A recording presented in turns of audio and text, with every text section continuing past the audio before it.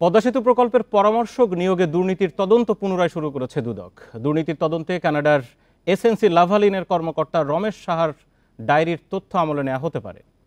এ নিয়ে বিস্তারিত জানাতে বার্তা কক্ষ থেকে আমাদের সাথে সরাসরি যুক্ত হচ্ছেন সহকর্মী রিশাদ হুদা।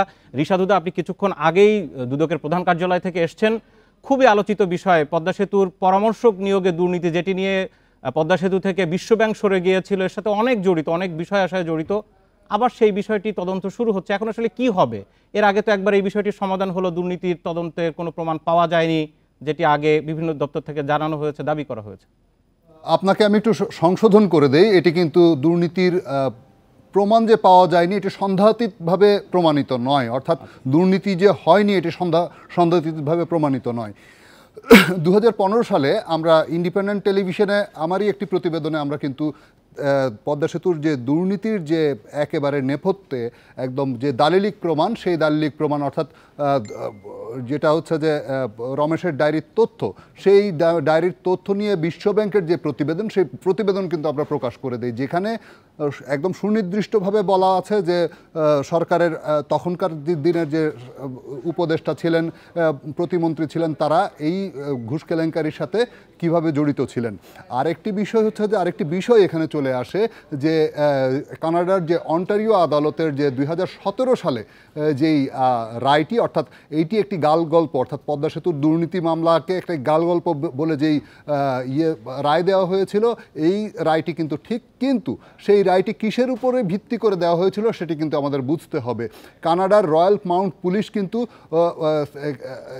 এসএনসি লাভালিনের যে দুই কর্মকর্তা, একজন হচ্ছে যে কাজী ইসমাইল, আরেকজন হচ্ছে যে রমেশ সাহা, একজন ভাইস প্রেসিডেন্ট ছিলেন তখনকার, আরেকজন হচ্ছে যে ম্যাটেরিয়াল ইঞ্জিনিয়ার।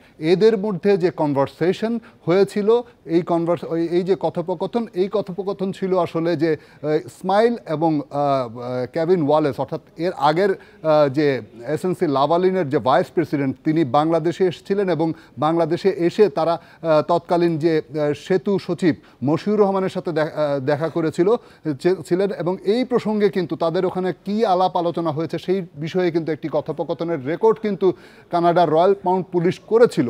কিন্তু আদালত সেই রেকর্ডকে, অর্থাৎ অন্টারিও আদালত সেই রেকর্ডকে কিন্তু বাতিল করে দেয়। বাতিল করে দেওয়ার মূল কারণ হচ্ছে যে এখানে প্রসিডিউরাল ডিফেক্ট ছিল, অর্থাৎ যে নিয়ম নীতি ছিল সেটার ছিল, অর্থাৎ কানাডার মাউন্ট পুলিশ এই রেকর্ডটি করার আগে তাদের কিন্তু আদালতের অনুমতি নেয়নি, যেটি কিনা নিয়মতান্ত্রিক ভুল।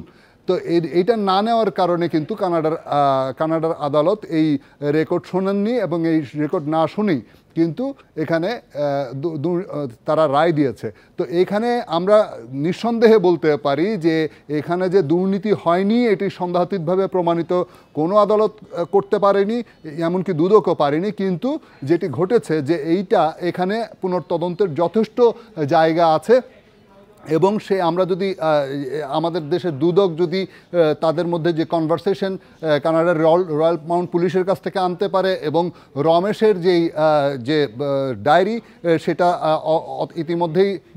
ইতিমধ্যেই দুদকের কাছে আছে এবং সবচেয়ে বড় তদন্তের জায়গা হচ্ছে রমেশের ওই ডায়েরি। রমেশের ডায়েরি হচ্ছে যে একেবারে দালিলিক প্রমাণ।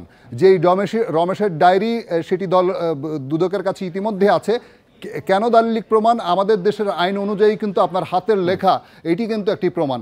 তো রমেশের ডায়েরির সেই তথ্য এবং রমেশকে যদি হাজির করা যায়, পাশাপাশি হচ্ছে যে সেই ফোন কনভারসেশন, অর্থাৎ রমেশ এবং ইসমাইলের মধ্যে যে ফোন কনভারসেশন, সেটা যদি আমরা আদালতে আনতে পারি, তাহলে কিন্তু এই যে ষড়যন্ত্রের মূল বিষয়টি কিন্তু সামনে চলে আসবে। নিশ্চয়ই পরবর্তীতে এরিয়া যখন বিস্তারিত অনুসন্ধান হবে, আপনার মাধ্যমে আরো বিস্তারিত আমরা তুলে ধরতে পারবো। ধন্যবাদ আপনাকে।